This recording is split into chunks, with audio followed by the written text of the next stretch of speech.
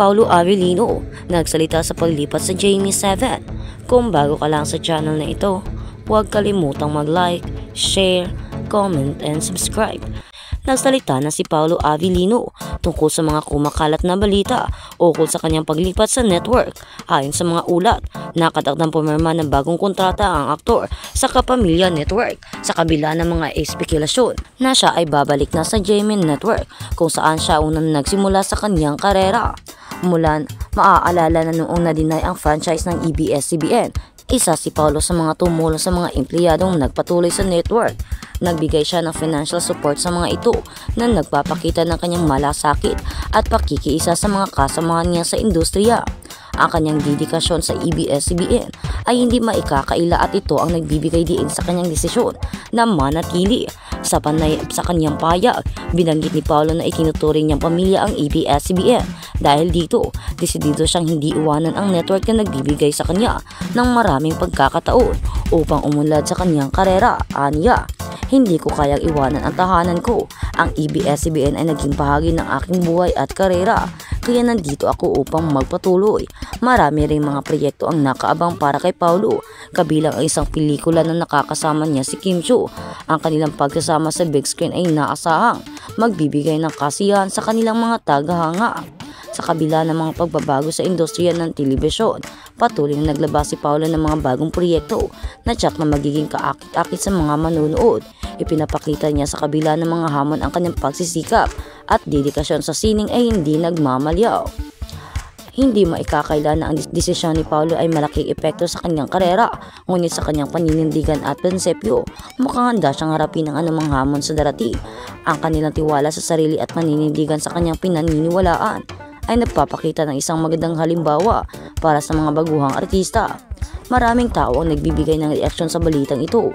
Ang kanyang mga tagahanga ay masaya sa balita ng kanyang pagpirma sa ABS-CBN, habang ang iba naman ay umaasa na makikita pa rin ang kanyang talento sa ibang network kung sakaling mangyari ito. Ang mga usapin tungkol sa kanilang posibleng paglipat ay nagbibigay diin sa kalagahan ng kanyang presensya sa industriya ng entertainment. Sa kabuuan, ang desisyon ni Paolo Avellino na manatili sa Kapuso Network ay isang patunay ng kanyang loyalty at pagmamahal sa kanyang tahanan sa industriya. Ang kanyang mga proyekto at pagbabalik niya sa mga manonood ay tiyak na magiging isang magandang bahagi ng kanyang karera at inaasahang magbibigay kasiyahan sa kanyang mga tagahanga sa hinaharap. At sa kabilang banda naman, Trina Candaza denies rumor she has a rich boyfriend. Super thankful si Trina Candaza sa maraming gasyang tinatamasa niya ngayong 2024.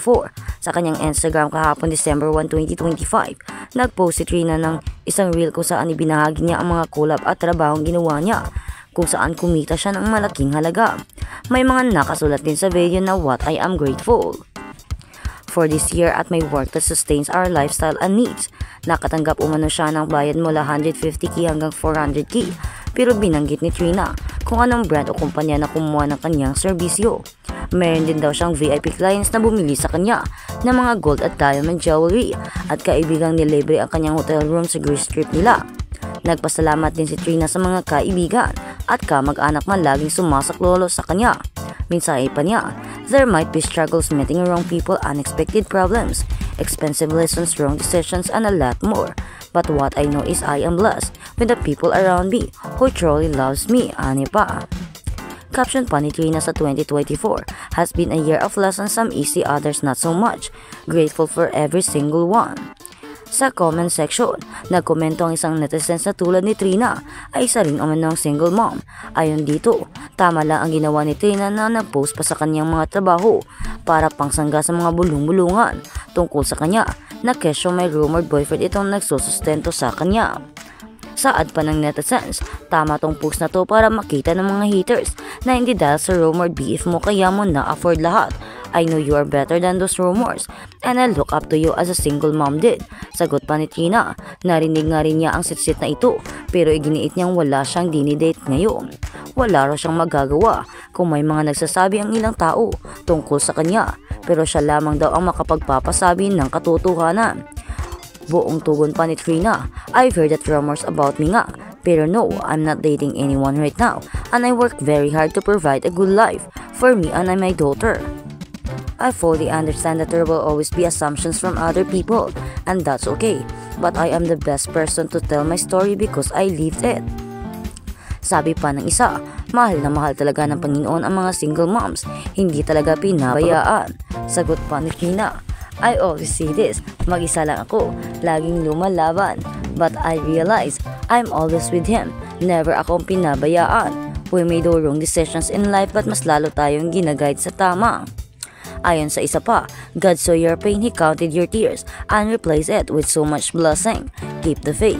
Pagsang-ayon pa ni Trina, and He allows us to learn lessons from our mistakes, which help us to grow wiser.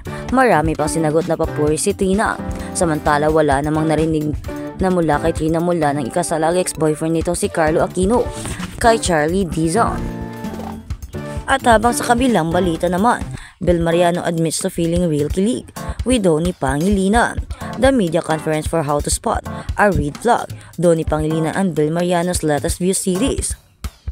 As a Don known as Don Bell, Don 26 years old while Bell is 22, underlining that his connection with Bell is not a mere act. Don explained, yung kilig na re-rehearse yun syempre. To be honest, dati na nag-start pa kami, hindi namin nag-gets yung emotions ng isa't isa, yung ibibigay ng isang karakter sa isang eksena. How will you give and take? But after working with each other, whatever happens na lang sa eksena, yun na lang yung mangyayari. Echoing Donnie's sentiment, Bell added, you can fake it, hindi mo naman pwedeng ipiki yung kilig. Totoong kinilig ako sa sense namin. We do rehearse yung mga actions, yung mga lines namin. But then I think what it makes natural is how we react. Of course, alam ko sila yung pinakasikat ngayon and a lot of people look up to them. But to work with them, I was actually very surprised because the chemistry that they have on screen is not just on screen, said pa ni Mylene Don Bell. Continuing, Mylene said of the duo's chemistry, it's true, that's why I think it works all the time pag magkasama sila at may mga projects because I think it's very natural for them to actually care for each other. At Donnie Pangilinan, the name Donnie Pangilinan has already achieved nationwide glory when he became a heartthrob.